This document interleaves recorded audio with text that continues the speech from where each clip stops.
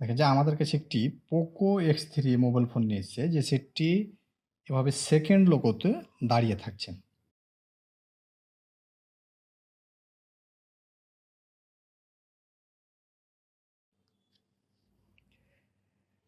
তো এইখানে আমাদের দেখা যাচ্ছে ঘন্টার ঘন্টা লং মানে দাঁড়িয়ে থাকতো বা লং টাইম এই MUI এই অবস্থায় দাঁড়িয়েই থাকতো, কোনো চেঞ্জ আসতো না।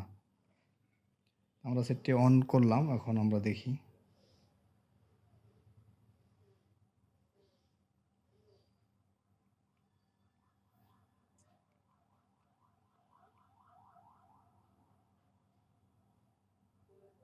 আলহামদুলিল্লাহ।